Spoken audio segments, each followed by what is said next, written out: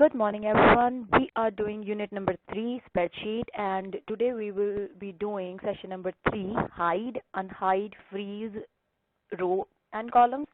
Second is set page breaks. So let's start with the first session, that is hide, unhide, freeze. So first of all, you should know what are the difference in both hide, unhide and freeze, unfreeze. So sometimes you have data in the rows and columns which are needed for the formula, but you do not want to show that data. So in that case, what you can do is you can hide your row and columns, but that will be available for calculation, even though they are not visible.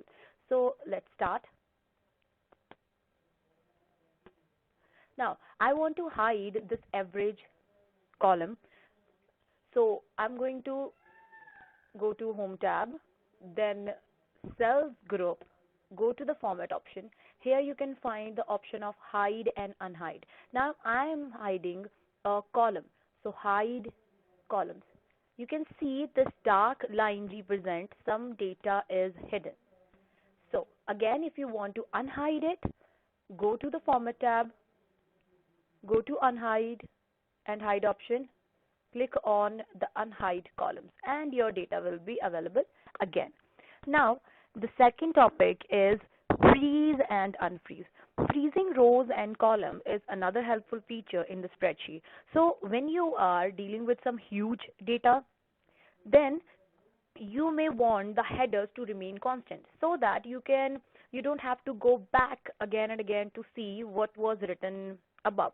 So in that case, you can freeze some of the rows or the columns in it. To do that, go to the View tab,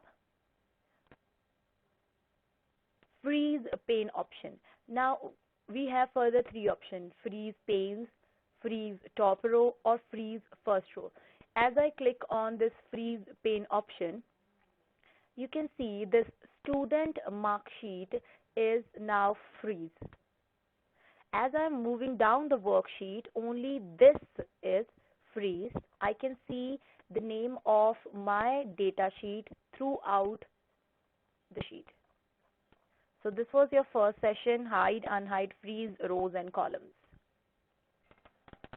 The next session is set page break. So the first question is why we need to set the page breaks.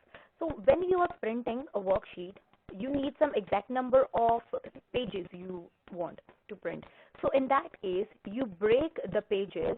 So this feature is very useful when you are printing a huge amount of sheets. So to start with, open your worksheet, go to the View tab, click on the page break preview.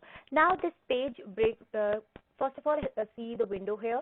You can adjust where the page breaks are by clicking and dragging them with your own mouse. That means you can manage the page break easily with dragging.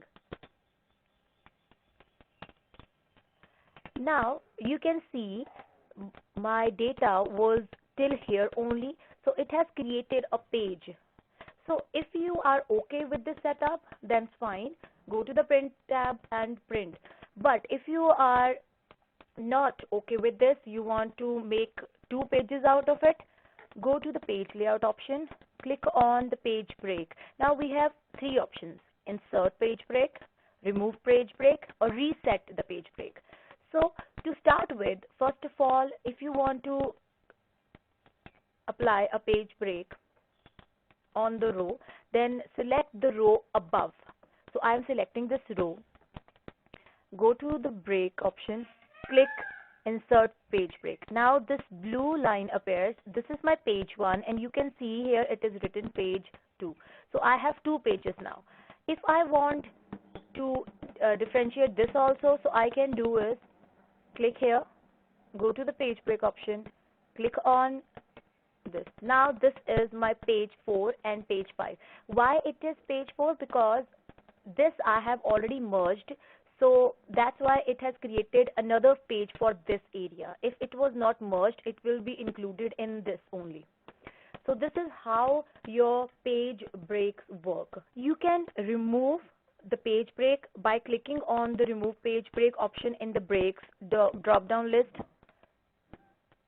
From here you can reset the page breaks. Otherwise, if you want to go to the normal view, then go to the view tab, click on the normal option.